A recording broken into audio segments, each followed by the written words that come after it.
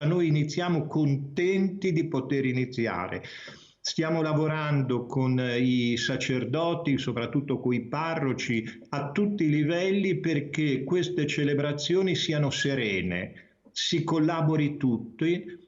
Chi non potrà accedere per questioni di numero, ecco, non si senta escluso, ma dà una bella testimonianza volendo partecipare.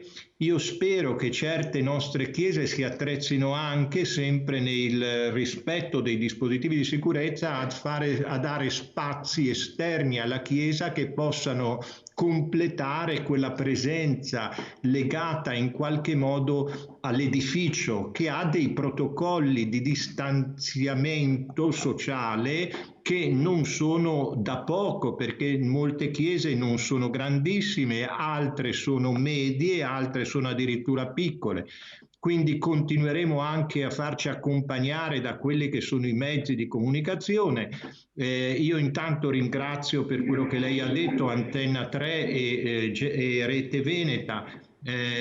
Sono contento, ecco, di questa collaborazione che abbiamo avuto in questi mesi. Ringrazio la direzione, la proprietà di queste emittenti. Direi anche una cosa, che sono rimasto colpito dalla qualità del servizio religioso. Una ottima regia, e direi anche uno stile che aveva a cuore mettere al centro di tutto la celebrazione e aiutare. Ecco, io la ringrazio che lei dice che le mie parole sono arrivate al cuore della gente, però devo anche dire grazie ai tecnici che ci hanno messo in condizioni di poter operare al meglio, dimostrando anche una sensibilità e una comprensione dell'evento che stavano riprendendo e trasmettendo.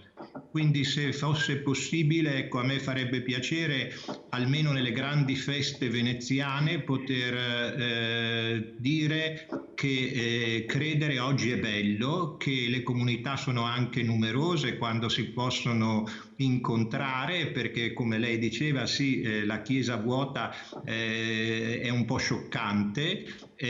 Speriamo, ecco, che inizi un altro periodo progressivamente sempre più aperto e che anche attraverso il vostro prezioso servizio si possa continuare a comunicare con le persone lontane o che comunque sia per vari motivi non possono, non potrebbero, non potranno accedere in chiesa.